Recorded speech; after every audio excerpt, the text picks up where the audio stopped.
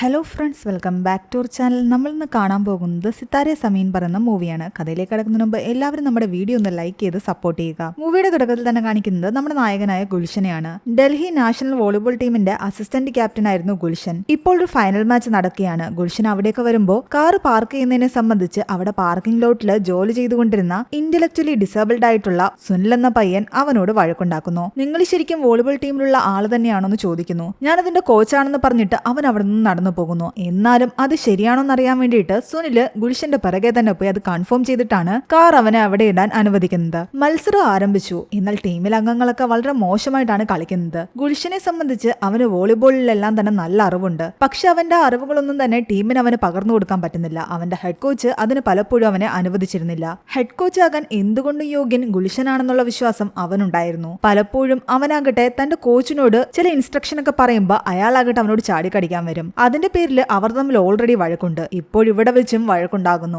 ദേഷ്യമെന്ന ഗുൽഷൻ തന്റെ കൺട്രോളെല്ലാം വിട്ടിട്ട് അയാളുടെ മുഖത്തടിക്കുന്നു. അത് വലിയ ഇഷ്യൂ ആയി മാറി. വീഡിയോ എടുത്ത് ആരോ സോഷ്യൽ മീഡിയയിൽ ഇട്ടു. എങ്ങോട്ട് നോക്കിയാലും അവന്റെ വീഡിയോ ആയിരുന്നു. കൂടാതെ ന്യൂസ് ചാനലെല്ലാം തന്നെ കാണിക്കുന്നു. അതിന്റെ പേരിൽ അവൻ നല്ലപോലെ മദ്യപിച്ചിട്ടാണ് ബാറിലിരിക്കുന്നത്. ആ ടൈമിൽ അവനെ അവന്റെ വൈഫ് സുനിത വിളിക്കുന്നെങ്കിലും അവൻ ഫോൺ എടുക്കുന്നില്ല. മദ്യപിച്ച് വണ്ടി ഓടിച്ച് അവനാകട്ടെ ഒരു പോലീസുകാരുടെ വണ്ടിയുടെ സൈഡിൽ പോയി ഇടിക്കുന്നു. അവരവനെ ചേസ് ചെയ്ത് പിടിക്കുകയും ചെയ്യുന്നു. മദ്യലഹരിയിൽ അവരോട് അവൻ എന്തൊക്കെയോ പറയുന്നു. അവസാനം അവര് കൈയോടെ അറസ്റ്റ് ചെയ്ത് അവനെ കൊണ്ടുപോയി. സംഭവം എന്തായാലും കേസായി. അവന്റെ ഒരു കൂട്ടുകാരനായ വക്കീല് കേസ് ഏറ്റെടുത്ത് അവന്റെ ഈ കേസ് കോടതിയിൽ കൊണ്ടുപോകുന്നു. അനുപമ എന്ന് പറയുന്ന ജഡ്ജിയാകട്ടെ അവനോട് പറയുന്നുണ്ട്, നിങ്ങൾ ഹെഡ് കോച്ചിനെ തല്ലുകയും ചെയ്തു, പോലീസ് ജീപ്പിന്റെ സൈഡിൽ ഇടിക്കുകയും ചെയ്തു, മദ്യപിച്ച് വാഹനം ഓടിക്കുകയും ചെയ്തു. ഇതെല്ലാം വെച്ചിട്ട് നിങ്ങൾക്കെതിരെ ശരിക്കും നടപടി എടുക്കേണ്ടതാണ്. പക്ഷെ ഇത് നിങ്ങൾ ആദ്യമായിട്ട് ചെയ്യുന്ന ക്രൈം ആയതുകൊണ്ട് തന്നെ തൽക്കാലം നിങ്ങൾക്കെതിരെ വലിയ നടപടിയൊന്നും എടുക്കുന്നില്ല. ഇന്റലക്ച്വലി ചലഞ്ചഡ് ആയിട്ടുള്ള കുറച്ച് കുട്ടികളുടെ ഒരു വോളിബോൾ ടീമുണ്ട്. 3 മാസം നിങ്ങൾ ആ ടീമിനെ കോച്ച് ചെയ്യണം. അത് കേട്ടതും ഗുൽഷന് ദേഷ്യം വരുന്നു. ആ ഭ്രാന്തന്മാരെ ഒന്നും കോച്ച് ചെയ്യിക്കാൻ എനിക്ക് പറ്റില്ല എന്നാണ് അവൻ പറയുന്നത്. അങ്ങനെയുള്ള കുട്ടികളെ ഭ്രാന്തന്മാരെന്ന് വിളിച്ചത് ജഡ്ജിക്ക് ഒട്ടും ഇഷ്ടപ്പെട്ടില്ല. 5000 രൂപ അവന് ഫൈൻ അടിച്ചു കൊടുക്കുന്നു. ആവശ്യമത്തിൽ അവൻ നേരെ വരുന്നത് അവന്റെ അമ്മയുടെ വീട്ടിലേക്കാണ്. അവിടെ അവന്റെ അമ്മയും അവരുടെ കുക്കും മാത്രമേ ഉണ്ടായിരുന്നുള്ളൂ. സാധാരണ അവിടെയുള്ള റൂമുകളൊക്കെ അവർ റെന്റിന് കൊടുക്കാനാണ് പതിവ്. ഗുൽഷനാകട്ടെ സുനിതയുമായിട്ട് ഇടയ്ക്കിടയ്ക്ക് വഴക്കിടും. ഇപ്പോഴും അങ്ങനെ ഒരു വഴക്കിലാണ്. അത് കാരണം ഇവിടെ റെന്റ് കൊടുക്കുന്ന ഒരു റൂമിലാണ് അവൻ വന്ന് നിൽക്കുന്നത്. അവന്റെ അമ്മ പലപ്പോഴും അവനോട് ഇങ്ങനെ വഴക്കിടാതെ സുനിതയുടെ അടുത്തേക്ക് തിരിച്ചു പോകാൻ പറയുന്നുണ്ട്. എന്നാൽ അവൻ പറയുന്നുണ്ട്, അല്ലേ തന്നെ ഞാൻ ഭ്രാന്ത് പിടിച്ചിരിക്കുക. ആ ഭ്രാന്തന്മാരുടെ ടീമിന് ഞാൻ കോച്ചാകണം. എന്നെ കൊണ്ടൊന്നും പറ്റില്ല. എന്നാൽ അവന്റെ അമ്മ അവനോട് പറയുന്നുണ്ട്, നീ അവരെ അങ്ങനെയൊന്നും വിളിക്കാൻ പാടില്ല എന്ന്. എല്ലാവർക്കും എന്തെങ്കിലുമൊക്കെ പ്രശ്നങ്ങൾ ഉണ്ടാകും. നീയും നോർമൽ ഒന്നും അല്ല. കാരണം നിന്റെ ഹൈറ്റ് കുറവിന്റെ പേരിൽ നിന്നെ ആദ്യം ടീമിലൊന്നും എടുത്തിട്ടുണ്ടായിരുന്നില്ല. വോളിബോൾ പഠിപ്പിക്കാൻ പോലും ആരും തയ്യാറായിട്ടുണ്ടായിരുന്നില്ല. ഞാൻ കഷ്ടപ്പെട്ട് കോച്ചിനോട് റിക്വസ്റ്റ് ചെയ്തിട്ടാണ് നിന്റെ ട്രയലെങ്കിലും നോക്കാമെന്ന് അയാൾ സമ്മതിച്ചത്. അങ്ങനെ മനസ്സിലോടെ അവൻ ഇന്റലക്ച്വലി ഡിസേബിൾഡ് ആയിട്ടുള്ള ആ കുട്ടികളുടെ അടുത്തേക്ക് പോകുന്നു. ആ കുട്ടികളുടെ ടീമിന്റെ കാര്യങ്ങളെല്ലാം നോക്കുന്നത് കർദാർ പാജി എന്ന് പറയുന്ന ഇയാളായിരുന്നു. ഇയാൾ ഗുൽഷനോട് ചോദിക്കുന്നുണ്ട്, ആഴ്ചയിൽ എത്ര ദിവസം നിങ്ങൾ കോച്ചിങ്ങിന് വരുമെന്ന്. എന്നാൽ ഗുൽഷൻ പറയുന്നു, ആഴ്ചയിൽ 1 ദിവസമേ ഞാൻ വരുമെന്ന്. അത് കേട്ടതും അയാളാകട്ടെ ആ ജഡ്ജിയായ അനുപമയെ കോൾ ചെയ്യുന്നു. ആ ജഡ്ജിയുടെ ഒരു നെഫ്യൂവും ഈ ടീമിലെ അംഗമായിരുന്നു. അതുകൊണ്ട് അവരോട് പറഞ്ഞു കഴിഞ്ഞാൽ അവരെന്തായാലും ഗുൽഷനോട് സംസാരിക്കുമെന്നറിയാം. ഇയാൾ ജഡ്ജിയെ വിളിച്ച് സമ്മതിച്ചോടുകൂടി ഗുൽഷന് വേറെ വഴിയില്ലാതെയായി. ഗുൽഷൻ ജഡ്ജിയോട് സംസാരിച്ചിട്ട് പറയുന്നുണ്ട്, ഞാൻ എല്ലാ ആഴ്ചയും വന്നോളാമെന്ന്. അങ്ങനെ അവൻ ആ കുട്ടികളുടെ ടീമിനെ കാണുന്നു. അതിൽ നേരത്തെ അവൻ കണ്ട സുനിൽ എന്ന് പറയുന്ന പയ്യനും ഉണ്ടായിരുന്നു. വലിയ ഇൻട്രസ്റ്റ് ഒന്നും ഇല്ലാതെ അവനാകട്ടെ അവരെ പരിശീലിപ്പിക്കാൻ ആരംഭിച്ചു. ബോള് പിടിക്കാൻ പറയുമ്പോൾ അവരാകട്ടെ പിടിക്കാതെ അങ്ങനെ തന്നെ നിൽക്കുകയാണ്. കൂട്ടത്തിൽ ഒരാളുടെ മുഖത്ത് പോയി ബോള് കൊള്ളുകയും ചെയ്യുന്നു. ഓരോ കാര്യങ്ങളും അവരെ സ്പെഷ്യലായിട്ട് പറഞ്ഞു കൊടുത്ത് ചെയ്യിപ്പിക്കണം. എന്നാൽ മാത്രമേ അവർക്കത് പഠിച്ചെടുക്കാൻ പറ്റൂ. കൂട്ടത്തില് ബാക്കി എല്ലാവർക്കും നല്ല രീതിയിൽ ഡിസബിലിറ്റി ഉണ്ടെങ്കിലും ഒരാൾക്ക് വലിയ പ്രശ്നങ്ങളൊന്നും ഇല്ലാത്ത ആളാണ്. ഹർഗോവിന്ദ് എന്നാണ് അവന്റെ പേര്. അവനാകട്ടെ ഈ ടീമിൽ നിന്നെല്ലാം മാറി ഒറ്റയ്ക്ക് പോയി പ്രാക്ടീസ് ചെയ്യുകയാണ്. അവന് നന്നായിട്ട് ബോളൊക്കെ എടുത്തിടാൻ അറിയാം. പക്ഷെ ബാക്കിയുള്ളവർക്ക് അതൊന്നും വലുതായിട്ട് അറിയില്ല. കൂട്ടത്തിൽ ഗുഡ്ഡു എന്ന് പറയുന്ന ഈ പയ്യനാകട്ടെ കുളിക്കാറേ ഇല്ല. അത് കാരണം അവന്റെ അടുത്ത് നിന്നും വല്ലാത്തൊരു നാറ്റം വരുന്നുണ്ടായിരുന്നു. ഗുൽഷൻ അവനെ മാറ്റി നിർത്തുന്നു. നീ എന്താ കുളിക്കാത്തെന്ന് ചോദിക്കുമ്പോൾ തനിക്ക് വെള്ളം പേടിയാണെന്നാണ് അവൻ പറയുന്നത്. അവരെ പരിശീലിപ്പിക്കാൻ ശ്രമിച്ച് അവസാനം ഗുൽഷന് വട്ടെടുക്കുന്ന അവസ്ഥയായി. അവൻ കർദാർ പാജിയോട് ഒന്ന് പറയുന്നുണ്ട്, ഇവരാരും നോർമൽ അല്ല, ഇവരെ കൊണ്ടൊന്നും നടക്കില്ല എന്ന്. എന്നാൽ അയാൾ പറയുന്നുണ്ട്, നമ്മൾ ആരും നോർമൽ അല്ല എന്ന്. എല്ലാവർക്കും എന്തെങ്കിലും ഒരു പ്രശ്നം ഉണ്ടാകും. ആരും പെർഫെക്റ്റ് അല്ല. ആ ഒരു രീതിയിൽ ഇവരെ കണ്ടാൽ മതി. അന്നത്തെ കോച്ചിങ് ഒക്കെ കഴിഞ്ഞിട്ട് അവൻ ഒരു ഫംഗ്ഷനിലേക്കാണ് പോകുന്നത്. ആ ഫംഗ്ഷനിലേക്ക് അവന്റെ വൈഫ് സുനിതയും വരുന്നു. രണ്ടുപേരും കുറച്ചു കാലമായിട്ട് മിണ്ടാതിരിക്കുകയാണ്. അതിന്റെ കാരണമെന്ന് വെച്ച് കഴിഞ്ഞാൽ ഇവർക്ക് കുട്ടികളില്ല. സുനിത പലതവണയായിട്ട് നമുക്കൊരു കുഞ്ഞിന് വേണ്ടി ട്രൈ ചെയ്യാമെന്ന് പറയുന്നെങ്കിലും ഗുൽഷൻ അതിൽ താല്പര്യം ഉണ്ടായിരുന്നില്ല. അവന്റെ ചെറുപ്പത്തില് അവന്റെ അച്ഛൻ അവനെ ഇട്ടിട്ട് പോയതാണ്. അങ്ങനെ പല കാരണങ്ങൾ കൊണ്ടും അവന് നല്ലൊരു അച്ഛനാകാൻ കഴിയില്ല എന്നൊക്കെ ഒരു തോന്നലുണ്ട്. അതുകൊണ്ട് അവൻ കുട്ടികളെ തന്നെ വേണ്ടാന്ന് തീരുമാനിച്ചിരിക്കുകയാണ്. പക്ഷെ സുനിതയ്ക്ക് ഒരു കുഞ്ഞ് വേണമെന്ന് നല്ല ആഗ്രഹമുണ്ടായിരുന്നു. അതെപ്പോ സുനിത പറയുന്നു അപ്പോഴെല്ലാം ഇവർക്കിടയിൽ പ്രശ്നങ്ങളുണ്ടാകും. പിറ്റേന്ന് വീണ്ടും ഗുൽഷൻ കുട്ടികളെ ട്രെയിൻ ചെയ്യിക്കാനെത്തി. ആദ്യം വാമപ്പ് ഒക്കെ ചെയ്യിപ്പിക്കുന്നുണ്ട്. എന്നാൽ കുറച്ചു പേര് ഇവന്റെ പുറകെ ഓടും. പക്ഷെ കുറച്ചു പേരാകട്ടെ നേരെ എങ്ങോട്ടോ പോകും. അങ്ങനെ ഇവരെ എല്ലാരും കൂടെ ഒന്നിച്ചു പിടിച്ചെടുത്ത് ട്രെയിൻ ചെയ്യിക്കാന്ന് പറയുന്നത് തലവേദന പിടിച്ച പണിയായിരുന്നു. തന്നെ കൊണ്ട് പറ്റില്ല എന്ന് അവൻ പോയി ജഡ്ജിനോട് പറയുമ്പോൾ ജഡ്ജി പറയുന്നുണ്ട്, ഒരു കാര്യം ചെയ്യ്, നിങ്ങൾക്ക് ഞാൻ വേറൊരു പണി തരാമെന്ന്. സർക്കാർ ഹോസ്പിറ്റൽ മുഴുവൻ ക്ലീൻ ചെയ്യണം. അത് നിങ്ങളെ കൊണ്ട് പറ്റുമോ? അത് പറ്റുമെങ്കിൽ നിങ്ങൾ അതിനൊപ്പിക്കോ. അതിലും ഭേദം ഇതാണെന്ന് അവന് തോന്നി. വേണ്ട, ഞാൻ കുട്ടികളെ തന്നെ ട്രെയിൻ ചെയ്യിച്ചോളാന്ന് പറഞ്ഞിട്ട് അവൻ തിരിച്ചു വരുന്നു. അങ്ങനെ ഒരു ദിവസം രാവിലെ ഇവനെ ഉറങ്ങിക്കിടക്കാൻ നേരത്ത് കർദാർ പാജി അവനെ വിളിച്ച് പറയുന്നുണ്ട്, നമ്മുടെ കുട്ടികളുടെ ടീമിന് നാഷണൽ മത്സരത്തിൽ പങ്കെടുക്കാനുള്ള എൻട്രി ലഭിച്ചുവെന്ന്. അതുകൊണ്ട് അവരെ നല്ല രീതിയിൽ ട്രെയിൻ ചെയ്യിക്കണമെന്ന്. അവൻ അതൊക്കെ ആലോചിച്ചിട്ട് തന്നെ തലപെരുക്കുന്നു. ആ ഒരു ടീമിനെ പഠിപ്പിച്ചെടുക്കുമെന്ന് പറഞ്ഞു കഴിഞ്ഞാൽ നടക്കുന്ന കാര്യമല്ല. അവന്റെ അമ്മ വന്ന് അവനോട് പറയുന്നുണ്ട്, ഇതുപോലെ നിന്നെയും തഴഞ്ഞവരായിരുന്നു ഉണ്ടായിരുന്നത്. നിന്റെ നീളത്തിന്റെ പേരിൽ നിന്റെ കോച്ച് നിന്റെ ട്രയൽ പോലും എടുക്കാൻ തയ്യാറായില്ല. ഞാൻ അയാളുടെ കാല് പിടിച്ചു, ഒരുപാട് റിക്വസ്റ്റ് ചെയ്തു. അവസാനം പറ്റില്ല എന്ന് പറഞ്ഞ് അയാളുടെ മുഖത്ത് വരെ അടിച്ചു. അങ്ങനെ ഞാൻ നിനക്ക് വേണ്ടി സ്റ്റാൻഡ് എടുത്ത് നിന്നതുകൊണ്ടാണ് നീ ഇന്ന് ഒരു കോച്ചായി മാറിയത്. നിന്നെ സപ്പോർട്ട് ചെയ്യാൻ അന്ന് ഞാനുണ്ടായിരുന്നു. അതുപോലെ ഇന്ന് ആ കുട്ടികളെ സപ്പോർട്ട് ചെയ്യാൻ നീ മാത്രമേ ഉള്ളൂ. ആരെങ്കിലും ഒരാളുടെ ഒരു സപ്പോർട്ട് ഇല്ലാതെ അവർക്ക് മുന്നോട്ട് വരാൻ പറ്റില്ല. ഈ കുട്ടികളെ പോലെ നിനക്ക് വന്നൊരു പ്രശ്നം ഉണ്ടായിരുന്നു. നിന്റെ നീളക്കുറവായിരുന്നു ഈ ഒരു മത്സരത്തിൽ നിന്നും നിന്നെ പിന്നോട്ട് വലിച്ചുകൊണ്ടിരുന്നത്. ഇവിടെ ആ കുട്ടികളുടെ ഡിസബിലിറ്റി ആയിരിക്കാം, പക്ഷെ സപ്പോർട്ട് ഉണ്ടെങ്കിൽ ആർക്കും മുന്നോട്ട് വരാം. അങ്ങനെ അവന്റെ അമ്മ പറയുന്നതെല്ലാം കേട്ടപ്പോൾ അത് ശരിയാണെന്ന് അവനും തോന്നി. രണ്ടും കൽപ്പിച്ച ആ കുട്ടികളെ നാഷണൽ മത്സരത്തിലേക്ക് പങ്കെടുക്കാൻ വേണ്ടിയിട്ട് ട്രെയിൻ ചെയ്യാൻ ആരംഭിച്ചു. ബാക്കി എല്ലാവരും പരിശീലിക്കുമ്പോൾ ഹർഗോവിന്ദ് മാത്രം ഒറ്റയ്ക്ക് പരിശീലിക്കുകയായിരുന്നു. അതുകൊണ്ട് ഗുൽഷൻ അവനോട് വന്ന് സംസാരിക്കുന്നു, കൂട്ടത്തിൽ എല്ലാരെക്കാളും നന്നായിട്ട് കളിക്കുന്നത് നീയാണ്. നീ ഇങ്ങനെ ഒറ്റയ്ക്ക് പ്രാക്ടീസ് ചെയ്തിട്ട് കാര്യമില്ല. ഇതൊരു ടൈം പാസിന് വേണ്ടിയിട്ടുള്ള ഗെയിം അല്ല. നമുക്ക് എന്തായാലും ജയിച്ചെങ്കിലേ പറ്റൂ. അതുകൊണ്ട് നീ ഞങ്ങളുടെ കൂടെ തന്നെ പ്രാക്ടീസ് ചെയ്യണം. എന്നാൽ ഹർഗോവിന്ദിന് അതൊന്നും തന്നെ താല്പര്യം ഉണ്ടായിരുന്നില്ല. ടീമിന്റെ കൂടെ ടൈം സ്പെൻഡ് ചെയ്യും തോറും പതിയെ പതിയെ ഗുൽഷനാകട്ടെ അവരുമായിട്ട് അറ്റാച്ച് ആകാൻ ആരംഭിച്ചു. ഓരോരുത്തരെയും എവിടെയൊക്കെ നിർത്തി എങ്ങനെ ടീം റെഡിയാക്കണമെന്നും ആരോടൊക്കെ എന്തൊക്കെ പറഞ്ഞു കൊടുത്ത് അവർക്ക് കൂടുതൽ പ്രോത്സാഹനം നൽകണമെന്നും അവൻ മനസ്സിലാക്കി തുടങ്ങി. അതിനിടയ്ക്ക് കർദാർ പാജി അവനോട് പറയുന്നുണ്ട്, നിങ്ങൾ വിചാരിക്കുന്ന പോലെ ഇവരൊന്നും സാധാരണ കുട്ടികളല്ല. അവർക്ക് ഓരോരുത്തർക്കും ഓരോ കഴിവുകളുണ്ട്. കരീമിന് ബോൾ പിടിക്കാൻ കുറച്ച് ബുദ്ധിമുട്ടുണ്ടാകും. എന്നാൽ അവൻ നന്നായിട്ട് ബൈക്ക് ഓടിക്കും. ഇതുവരെയും അവൻ ഒരു ആക്സിഡന്റ് പോലും ഉണ്ടാക്കിയിട്ടില്ല. അവൻ രാവിലെ 4 മണിക്ക് തന്നെ എഴുന്നേറ്റ് ജോലിക്ക് പോകും. ഒരു ഹോട്ടലിലെ ക്ലീനിങ് സ്റ്റാഫാണ് അവൻ. 12 മണിക്കൂറൊക്കെയാണ് അവൻ ജോലി ചെയ്യുന്നത്. രാജുവിന്റെ ഫാമിലിക്ക് ഒരു പ്ലാന്റ് നഴ്സറി ഉണ്ട്. ആ പ്ലാന്റുകളെ എല്ലാം തന്നെ അവനാണ് നല്ലപോലെ നോക്കുന്നത്. സത്വീർ ഒരു നല്ല മെക്കാനിക്കാണ്. പ്രാക്ടീസിന് വരുന്ന എഞ്ചിനീയറിംഗ് സ്റ്റുഡൻസിന് പോലും അവനാണ് ക്ലാസ്സുകൾ എടുത്തു കൊടുക്കുന്നത്. ശർമാജി കാണാൻ നല്ല ക്യൂട്ടാണ്. പക്ഷെ അയാൾ പറയുന്ന കാര്യങ്ങൾ ആർക്കും വലുതായിട്ട് മനസ്സിലാകില്ല. ഒരു ചെറിയ കഫേയിലാണ് ശർമാജി ജോലി ചെയ്യുന്നത്. ശർമാജി പറയുന്ന കാര്യങ്ങൾ മനസ്സിലാക്കുന്ന ആൾക്കാർക്ക് 10% ഡിസ്കൗണ്ട് വരെ അയാൾ കൊടുക്കും. ലോട്ടസ് ഒരു ഹെയർ ഡേ ഉണ്ടാക്കുന്ന കമ്പനിയിലാണ് വർക്ക് ചെയ്യുന്നത്. അവിടെ ലീക്കാവുന്ന പ്രോഡക്റ്റുകളെല്ലാം തന്നെ അവൻ അവന്റെ തലയിൽ ഉപയോഗിക്കും. അത് കാരണം ഓരോ ദിവസവും അവൻ ഓരോ ഹെയർ കളറുമായിട്ടാണ് വരുന്നത്. ഗുഡുവിന് മൃഗങ്ങളോട് വളരെയധികം സ്നേഹമാണ്. ഒട്ടുമിണങ്ങാത്ത അനിമൽസിനെ പോലും അവൻ ഈസി ആയിട്ട് ഇണക്കിയെടുക്കാൻ പറ്റും. ഒരിക്കൽ അവൻ വെള്ളത്തിൽ വീണ ഒരു അപകടം ഉണ്ടായി. അന്നത്തെ ആ ട്രോമ കാരണം അവന് പിന്നെ വെള്ളം പേടിയാണ്. അതുകൊണ്ട് അവൻ കുളിക്കില്ല. ആ ഒരു പ്രശ്നമേ ഉള്ളൂ. സുനിലിന് എപ്പോഴും എന്തെങ്കിലും അസുഖം തനിക്ക് വരുമോ എന്നുള്ള പേടിയായിരുന്നു. അത് കാരണം തലയിലൊന്നും വീഴാതിരിക്കാനാണ് അവൻ ഈ ഹെൽമെറ്റും ധരിച്ചുകൊണ്ട് നടക്കുന്നത്. പക്ഷേ അവന് ഓരോ ഫ്ലൈറ്റും എത്ര മണിക്കാണ് പോകുന്നതെന്നും ഏത് ഫ്ലൈറ്റ് എപ്പോൾ ഡിലേ ചെയ്യുന്നു അങ്ങനെയുള്ള കാര്യങ്ങളെല്ലാം ആകാശത്ത് നോക്കി തന്നെ അവൻ അറിയാൻ പറ്റും. അങ്ങനെ എല്ലാവർക്കും ഓരോരോ കഴിവുകളുണ്ട്. ബാക്കി എല്ലാവരെക്കായാലും കുറച്ചുകൂടി ഓക്കെ ആയിട്ടുള്ളത് ഹർഗോവിന്ദാണ്. പക്ഷേ അവൻ ഈ ടീമിന്റെ കൂടെ മത്സരിക്കാത്തതിന് കാരണം മറ്റൊരു കാര്യമാണ്. അതെന്താണെന്ന് ഞാൻ പിന്നെ പറയാമെന്ന് അയാൾ പറയുന്നു. അങ്ങനെ എല്ലാവരുടെയും കാര്യങ്ങൾ മനസ്സിലാക്കിയ ഗുൽഷൻ അവരെ എല്ലാവരെയും നന്നായിട്ട് ട്രെയിൻ ചെയ്യിക്കാൻ ആരംഭിച്ചു.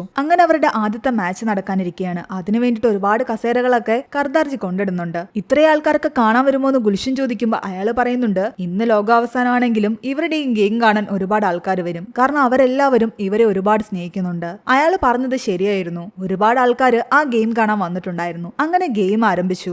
ആദ്യത്തെ ഗെയിമിൽ അവർ വിജയിക്കുകയും ചെയ്തു. എല്ലാവരും ഒരുപാട് ഹാപ്പിയായി. അതിനുശേഷം എല്ലാവരും കുളിക്കാൻ പോയി. ഗുൽഷൻ ഗുഡുവിനോടും കുളിക്കാൻ പറഞ്ഞെങ്കിലും അവൻ വെള്ളം പേടിയാണെന്ന് പറഞ്ഞിട്ട് കുളിക്കാതെ തന്നെ നിൽക്കുകയാണ്. ആ സമയത്താണ് ഒരു എലി അതുവഴി പോയിട്ട് അവിടെ ഉണ്ടായിരുന്ന വെള്ളത്തിൽ വീഴുന്നത്. അവനത് കണ്ടിട്ട് വല്ലാതെ വിഷമം തോന്നി. അവൻ അനിമൽസിനെ ഒരുപാട് ഇഷ്ടമാണല്ലോ. അതിനെ ആരെങ്കിലും രക്ഷിക്കുക എന്ന് അവൻ പറഞ്ഞുകൊണ്ടേയിരുന്നു. എന്നാൽ ഗുൽഷൻ പറയുന്നുണ്ട്, നീ തന്നെ പോയി അതിനെ രക്ഷിക്കാൻ. അങ്ങനെ അവൻ രണ്ടും കൽപ്പിച്ച് ആ വെള്ളത്തിലിറങ്ങി എലിയെ രക്ഷിച്ചു. അപ്പോൾ ഗുൽഷൻ പറയുന്നു, നീ ഇപ്പൊ നിൽക്കുന്നത് ഈ വെള്ളത്തിലാണ്. നിന്റെ പേടിയെ അതിജീവിച്ച് നീ ആ ചെറിയ ജീവിയെ രക്ഷിക്കാൻ ഇറങ്ങി തിരിച്ചു. അതുകൊണ്ട് ഇനി നീ കുളിച്ചിട്ടിറങ്ങിയാൽ മതി. അങ്ങനെ എല്ലാവരും ചേർന്ന് അവന്റെ ദേഹത്തേക്ക് വെള്ളമൊക്കെ കോരി ഒഴിക്കാൻ തുടങ്ങി. പതിയെ പതിയെ അവന്റെ പേടിയില്ലാതായി. അങ്ങനെ നാളുകൾക്ക് ശേഷം അവൻ കുളിച്ചു വൃത്തിയായി. അവർക്ക് അടുത്ത ഗെയിം കുറച്ചുകൂടി ദൂരെയുള്ള സ്ഥലത്തേക്കാണ്. ബസ് കയറി പോകണം. പക്ഷേ അവരുടെ കൂട്ടത്തിൽ കരീമിനാകട്ടെ വരാൻ പറ്റില്ല. അവന്റെ മുതലാളി അവന് ലീവ് കൊടുക്കുന്നില്ല. ഹോട്ടലിലാണല്ലോ അവൻ പണിയെടുക്കുന്നത്. അത് കാരണം അവന് പകരമായിട്ട് അവരുടെ ടീമിലേക്ക് ഒരു പെൺകുട്ടി വരുന്നു. ഗോലു എന്നാണ് അവളുടെ പേര്. ആളൊരു ദേഷ്യക്കാരിയാണ്. അങ്ങനെ അവര് ബസ് കയറി മത്സരം നടക്കുന്ന സ്ഥലത്തെത്തി. അവിടെ അവരുടെ എതിരാളികളായിട്ടുള്ള ടീമുകൾ നന്നായിട്ട് കളിക്കുമായിരുന്നു. അങ്ങനൊരു ടീമിന്റെ കൂടെ ഇവർ കളിച്ചുകൊണ്ട് നിൽക്കുമ്പോൾ ഇവർ ഏകദേശം തോക്കുന്ന അവസ്ഥയെത്തി. കാരണം ആ ടീമിലൊരു പയ്യൻ നന്നായിട്ട് കളിക്കുന്നു. ഇനിയിപ്പോ എന്ത് ചെയ്യുന്ന ആലോചിച്ച് നിൽക്കുമ്പോൾ ഗോലു പറയുന്നുണ്ട്, എനിക്കൊരു ഐഡിയ ഉണ്ട്, ഞാൻ സബ്സ്റ്റിറ്റ്യൂട്ട് ആയിട്ട് കയറാമെന്ന്. അങ്ങനെ അവളെ കളത്തിലേക്ക് ഇറങ്ങിയിട്ട് നൈസായിട്ട് ആ പയ്യനിട്ട് റെഡി വെച്ച് കൊടുക്കുന്നു. അതോടെ അവന്റെ കാര്യത്തിലൊരു തീരുമാനമായി. അങ്ങനെ ആ മാച്ചും കഴിഞ്ഞിട്ട് അവരാകട്ടെ ബസ്സിൽ തിരിച്ചു വരികയായിരുന്നു. പക്ഷെ ബസ്സിലിരുന്ന് പാട്ടുപാടിയും ബഹളം ഉണ്ടാക്കിയൊക്കെ ചെയ്യുന്ന കാരണം മറ്റ് യാത്രക്കാരും ഡ്രൈവറും ആകട്ടെ ഇവരെ വഴക്ക് പറയാൻ തുടങ്ങി. ഇങ്ങനെയുള്ള ആൾക്കാരെ പ്രൈവറ്റ് ആയിട്ടുള്ള വണ്ടിയിൽ കൊണ്ടുപോകണമെന്ന് പറഞ്ഞിട്ട് ആകെ ബഹളമായി. ഒടുവിൽ ഇവരെ എല്ലാം വഴിയിൽ ഇറക്കി വിടുകയും ചെയ്തു. ആ യാത്രയിൽ ഗുൽഷൻ ചില കാര്യങ്ങൾ മനസ്സിലാക്കി. ഇവർക്കിടയിൽ എന്തൊക്കെ വഴക്കുണ്ടായാലും ശരി, ഒരു സോറിയിൽ അവരെല്ലാ പ്രശ്നങ്ങളും തീർക്കുമായിരുന്നു. അങ്ങനെയായിരുന്നു ഈ കുട്ടികളുടെ മനസ്സുണ്ടായിരുന്നത്. താനും സുനിതയോട് ഒരുപാട് വഴക്കുണ്ടാക്കുന്നത് ശരിയല്ലാന്ന് അവന് തോന്നി. അത് കാരണം അവൻ നേരെ സുനിതയുടെ അടുത്തേക്ക് വന്ന് കണ്ട് സോറി പറഞ്ഞ് അവളോട് സംസാരിക്കാൻ ആരംഭിച്ചു. കൂടാതെ അടുത്ത തവണ കുട്ടികളുമായിട്ട് പോകുന്ന സമയത്ത് നിനക്ക് കൂടെ വരാമോ എന്ന് ചോദിച്ചു. കാരണം അവന് ഒറ്റയ്ക്ക് ഇതെല്ലാം കൂടെ നോക്കാൻ പറ്റുന്നുണ്ടായിരുന്നില്ല.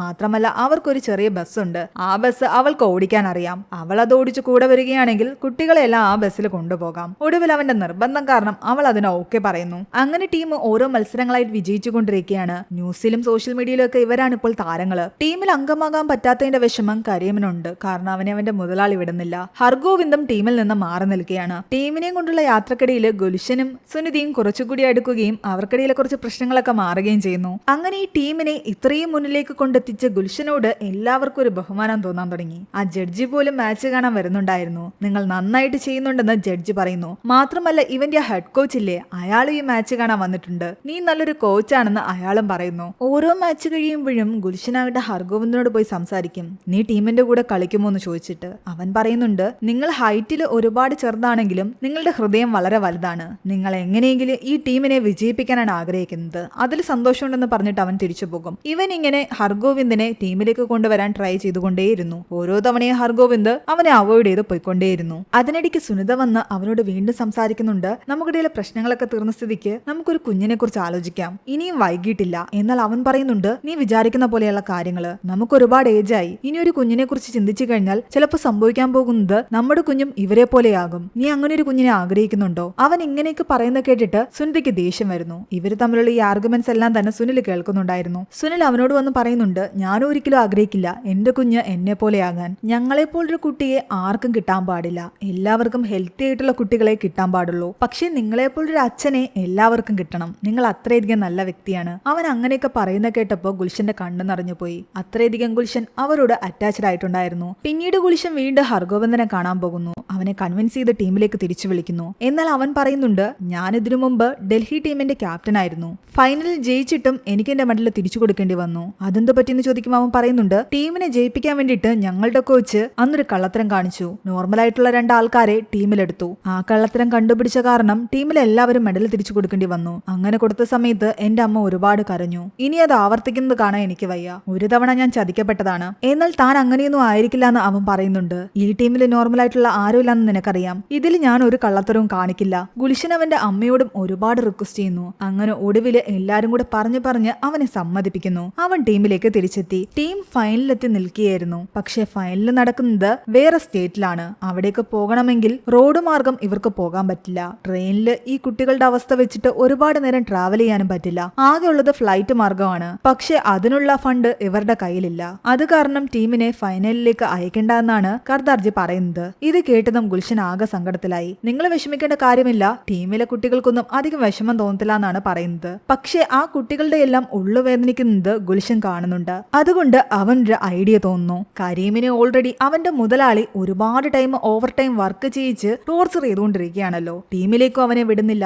അയാളെ ഒന്ന് പീഡിപ്പിച്ച് അയാളുടെ കയ്യിൽ നിന്ന് കുറച്ച് കാശ് തട്ടിയെടുക്കാനുള്ള വിദ്യയായിരുന്നു ഗുൽഷന്റെ കയ്യിലുണ്ടായിരുന്നത്. നമ്മുടെ സുനിത നേരത്തെ ഒരു ആക്ടർ ആയിരുന്നു. അതുകൊണ്ട് തന്നെ അവൾക്ക് നന്നായിട്ട് ആക്ടിങ് അറിയാം. അവളെ കൊണ്ടൊരു പോലീസുകാരിയുടെ വേഷവും കെട്ടിച്ച് ഇന്റലക്ച്വലി ഡിസേബിൾഡ് ആയിട്ടുള്ള ഒരു പയ്യനെ ഓവർ ടൈം വർക്ക് ചെയ്യിക്കുന്നതിന്റെ പേരിൽ ഇയാളുടെ പേരിൽ കേസെടുക്കൂന്നൊക്കെ പറഞ്ഞിട്ട് ആ മുതലാളിയെ പേടിപ്പിച്ച് അയാളുടെ കയ്യിൽ നിന്ന് കുറച്ച് കാശ് തട്ടിയെടുക്കുന്നു. അയാൾ ഓൾറെഡി തന്നെ കരീമിനെ ഒരുപാട് ടൈം വർക്ക് ചെയ്യിപ്പിച്ചിട്ട് പാതി കാശ് മാത്രമേ കൊടുക്കാറുള്ളൂ. അപ്പൊ പിന്നെ അയാളുടെ കയ്യിൽ നിന്ന് കാശ് വാങ്ങിക്കുന്നതിൽ ഒരു തെറ്റുമില്ലാന്ന് ഇവർക്ക് തോന്നി. അങ്ങനെ കിട്ടിയ കാശ് ഉപയോഗിച്ചിട്ട് ഇവരെന്തായാലും ഫൈനലിൽ കളിക്കാൻ വേണ്ടിയിട്ട് ഫ്ലൈറ്റ് കയറി പോകുന്നു. പക്ഷേ നമ്മുടെ ഗുൽഷനാകട്ടെ ഇതിനിടയിൽ ഒന്നും തന്നെ ഒരിടത്ത് വെച്ചും ലിഫ്റ്റിൽ കയറാറില്ലായിരുന്നു. അവന് ലിഫ്റ്റിൽ കയറാൻ പേടിയാണ്. എപ്പോഴും സ്റ്റേഴ്സ് ആണ് യൂസ് ചെയ്യുന്നത്. ഇവരെത്തിയ ഹോട്ടലിൽ വെച്ചിട്ടും അവൻ ലിഫ്റ്റിൽ കയറാതെ സ്റ്റേഴ്സ് കയറാൻ പോകുന്ന കണ്ടിട്ട് ആ കുട്ടികൾ അവനോട് കാര്യം തിരക്കുന്നു. അപ്പോൾ സുനിത പറയുന്നുണ്ട് അവന് സ്റ്റേഴ്സ് കയറുന്നതാണ് എളുപ്പം, ലിഫ്റ്റ് പേടിയാണെന്ന്. പക്ഷേ കുട്ടികള് ഒരു ട്രിക്ക് ഉപയോഗിച്ചിട്ട് അവനെ പെട്ടെന്ന് ലിഫ്റ്റിനുള്ളിലേക്ക് കയറ്റുന്നു. എന്നിട്ട് ഇവരെല്ലാം ഓടി അതിനകത്ത് കയറി. ഗുൽഷനാകട്ടെ പുറത്തിറങ്ങാനും വയ്യ. പക്ഷേ കുട്ടികളുടെ വെയിറ്റ് എല്ലാം കൂടി കാരണം ഓവർ വെയിറ്റ് ആയിട്ട് ലിഫ്റ്റ് ഒരിടത്ത് പോയി സ്റ്റക്കായി നിൽക്കുകയാണ്. ഗുൽഷൻ പറയുന്നുണ്ട് ഇതാ ഞാൻ പറഞ്ഞത്, എനിക്ക് പേടിയാണ് ലിഫ്റ്റിൽ കയറാനെന്ന്. എന്നാൽ അവരെല്ലാവരും അവനെ സമാധാനിപ്പിക്കുന്നു. നമുക്ക് ഇതിന്ന് പുറത്തിറങ്ങാൻ പറ്റുമെന്ന് പറഞ്ഞിട്ട് അവനെ സമാധാനിപ്പിച്ച് നിർത്തുകയാണ്. കുറച്ച് കഴിയുമ്പോഴത്തേക്കും അവരെ എല്ലാവരെയും അതിൽ നിന്നും പുറത്തു കൊണ്ടുവരുന്നു. ഗുഡ് വന്ന് അവനോട് പറയുന്നുണ്ട് നിങ്ങൾ എന്റെ പേടി മാറ്റിയ പോലെ നിങ്ങൾക്ക് ലിഫ്റ്റിനോടുള്ള പേടിയും ഞങ്ങൾ മാറ്റിയെന്ന്. നിങ്ങൾ ഇതാ കുറെ കാലങ്ങൾക്ക് ശേഷം ലിഫ്റ്റിൽ കയറി, അത് സ്റ്റക്കായി, പക്ഷെ നിങ്ങൾക്കൊന്നും പറ്റാതെ നിങ്ങൾ തിരിച്ചു വന്നില്ലേ, അതുകൊണ്ട് ഇനി ലിഫ്റ്റിൽ കയറുമ്പോൾ മരിക്കുമെന്ന് പേടിക്കണ്ട. ഗുഡ് പറയുന്നത് ശരിയാണെന്ന് ഗുൽഷനും തോന്നി. കാരണം അവന്റെയും പേടി മാറിയിരിക്കുന്നു. ആ കുട്ടികളുടെ കോച്ച് അവനാണെങ്കിലും അവരിൽ നിന്നും ഒരുപാട് കാര്യങ്ങൾ ഗുൽഷനും പഠിച്ചു തുടങ്ങിയിരുന്നു. അങ്ങനെ ഹോട്ടലിൽ താമസിക്കുന്ന സമയത്ത് ഇവനാകട്ടെ തന്റെ അമ്മയും അമ്മയുടെ കുക്കിനെയും ഒരുമിച്ച് ആ ഹോട്ടൽ റൂമിൽ വെച്ച് കാണുന്നു. ഇവർ തമ്മിൽ റിലേഷൻഷിപ്പിലാണെന്ന് മനസ്സിലാക്കി ഗുൽഷൻ ആകെ ഞെട്ടിപ്പോയി. ഇവരെല്ലാവരെയും വിളിച്ചിരുത്തി അവൻ സംസാരിക്കുകയാണ്. എന്നാൽ അവന്റെ അമ്മ ഓരോ കണക്കുകൾ പറയാൻ തുടങ്ങി. ഓരോ കാര്യത്തിലും ഇവനെ എങ്ങനെയാണ് താൻ സപ്പോർട്ട് ചെയ്തുകൊണ്ടിരുന്നതെന്ന്. അതുപോലെ നീ എന്തുകൊണ്ട് എന്നെ ഈ കാര്യത്തിൽ സപ്പോർട്ട് ചെയ്യുന്നില്ല? ആ കുട്ടികളും സുനിതയും ഉൾപ്പെടെ എല്ലാവരും അവനോട് സംസാരിക്കുന്നു. നമ്മൾ എല്ലാവരും ഒരു ടീമാണ്, എന്ത് പ്രശ്നങ്ങളുണ്ടെങ്കിലും നമ്മൾ ഒരുമിച്ച് നേരിടും. അതുകൊണ്ട് ആരും ആരെയും തള്ളി പറയാൻ നിൽക്കണ്ട, ആരും ആരുടെയും സ്വപ്നങ്ങളുടെയും ഡിസിഷന്റെയും എതിരെയും നിൽക്കണ്ട.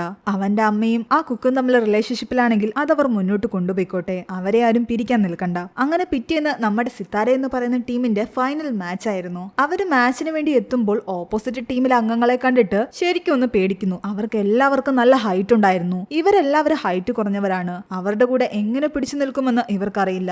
എന്താണെങ്കിലും ഗുൽഷൻ ഇവരെ എല്ലാം നല്ല പോലെ മോട്ടിവേറ്റ് ചെയ്യുന്നു. മത്സരം ആരംഭിച്ചു. പക്ഷെ ഓപ്പോസിറ്റ് ടീം നല്ല പോലെ സ്കോർ ചെയ്ത് പോവുകയാണ്. ഇവർക്കാകട്ടെ ബാള് കയ്യിൽ കിട്ടുന്ന പോലും ഉണ്ടായിരുന്നില്ല. മറ്റുള്ളവർക്ക് നല്ല ഹൈറ്റ് ഉണ്ടല്ലോ. ഒടുവില് ബ്രേക്ക് ടൈം ആയപ്പോൾ ഗുൽഷൻ ഒരു ഐഡിയ പറഞ്ഞു കൊടുക്കുന്നു. അവർക്കെല്ലാം നല്ല ഹൈറ്റ് ഉള്ളത് കൊണ്ട് കുനിയാൻ കുറച്ച് ബുദ്ധിമുട്ടാണ്. നിങ്ങൾക്കെല്ലാം ഹൈറ്റ് കുറവായതുകൊണ്ട് ഈസി ആയിട്ട് കുനിയാം. അതുകൊണ്ട് നിങ്ങളൊരു കാര്യം ചെയ്യും, ബോൾ പാസിംഗ് എല്ലാം തന്നെ താഴെ കൂടെ മതി, മുകളിലൂടെ പാസ് ചെയ്യണ്ട. ആ ഐഡിയ വർക്കൗട്ടായി. ബോൾ അവർ ഓപ്പോസിറ്റ് ടീമിന്റെ കാലിന്റെ ഇടയിലൂടെ ഒക്കെ പാസ് ചെയ്യാൻ തുടങ്ങി. അങ്ങനെ ഓരോ തവണയും അവർ സ്കോർ കയറ്റിക്കൊണ്ടേയിരുന്നു. ഒടുവിൽ ഏകദേശം സ്കോർ അടുത്തടുത്തെത്തി. ഇനി ഒരു ബോൾ കൂടി ബാസ്കറ്റിൽ ഇട്ട് കഴിഞ്ഞാൽ സിത്താര എന്ന് പറയുന്ന നമ്മുടെ ടീം ജയിക്കും. ആ ഒരു ഘട്ടം എത്തി നിൽക്കുകയായിരുന്നു. പക്ഷെ ടീമിലേക്ക് തിരിച്ചെത്തിയ നമ്മുടെ കരീമിന്റെ കയ്യിലായിരുന്നു ആ ഒരു ചാൻസ് കിട്ടിയത്. അവൻ ആ ഒരു ബോൾ ബാസ്കറ്റിലേക്ക് എറിഞ്ഞെങ്കിലും നിർഭാഗ്യവശാൽ അത് പുറത്തുപോയി. അതോടെ എല്ലാവരും ആകെ സങ്കടത്തിലായി. ഓപ്പോസിറ്റ് ടീം ജയിച്ചു. ഗുൽഷൻ ആകെ തകർന്നു നിൽക്കുകയാണ്. പക്ഷെ അടുത്ത നിമിഷം തന്നെ അവൻ കാണുന്നുണ്ട് അവന്റെ ടീമിലെ ആ കുട്ടികളെല്ലാം തന്നെ ഓപ്പോസിറ്റ് ടീമിലെ കുട്ടികളുമായിട്ട് കിടന്ന ഡാൻസ് കളിയും ആകെ ബഹളവും. കാരണം ഓപ്പോസിറ്റ് ടീമിലെ കുട്ടികൾ ജയിച്ചിട്ടും